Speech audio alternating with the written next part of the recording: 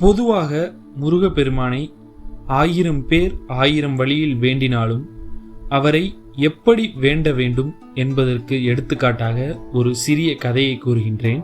ஒரு நாட்டில் ஒரு அரசனும் அவருடைய அமைச்சர்களும் காவலர்களும் காட்டுக்கு செல்கிறார்கள்.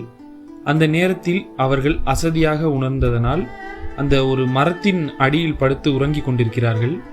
அந்த சமயத்தில் ஒரு சிங்கம் வந்து அந்த அரசனை தாக்க முயற்சி பண்ணுது. அரசனும் தன்னுடைய கையில் எந்த ஆயுதமும் இல்லாமல் நிராயுதபாணியா நிற்கிறாரு. அப்ப அவர் கூச்சலிட்டு வேண்டுகிறார், இறைவனை என்னை எப்படியாவது காப்பாற்றி விடு ஆண்டவா என்று வேண்டுகிறார். அப்பொழுதும் அந்த சிங்கம் அவரை நோக்கி வந்து கொண்டே இருக்கிறது. என் ராஜ்யத்தை வேணாலும் முழுவதுமாக உன்னிடமே கொடுத்து விடுகிறேன், என்னை எப்படியாவது காப்பாற்றி ஆண்டவா அப்படி என்று வேண்டிக் கொண்டிருக்கிறார். அந்த சமயத்தில் எங்கோ ஒரு இடத்திலிருந்து ஒரு அம்பு வந்து ஒரு வேடன் எய்து அந்த சிங்கத்தை கொன்று விடுகிறது.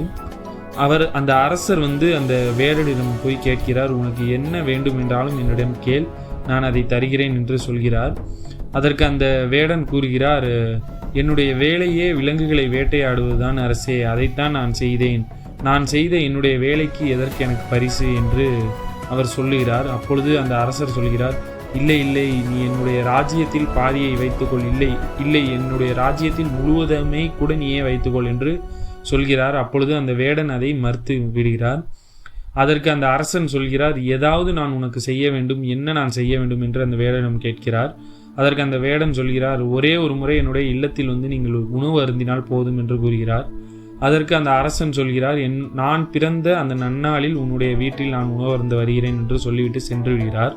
அவர் கோட்டைக்கு சென்று அந்த அமைச்சர்களையும் காவலர்களையும் கடுமையாக திட்டுகிறார். அந்த அமைச்சர்கள் என்ன செய்வது என்று தெரியாமல் முழித்து கொண்டிருக்கின்றனர். இந்த விஷயம் எல்லாம் அந்த அமைச்சர்களுக்கு தெரிய வருகிறது. ஒரு வேடன் அரசனை காப்பாற்றிவிட்டார்.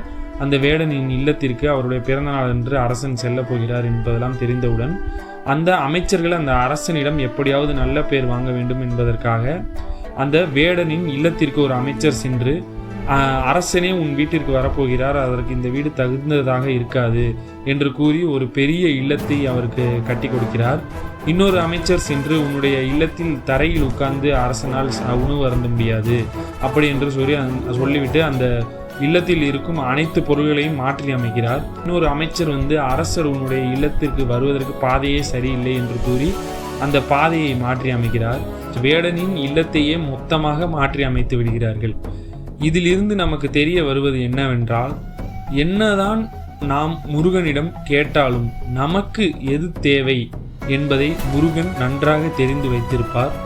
கேட்காமலே நம்முடைய முருகன் நமக்கு தருவார்.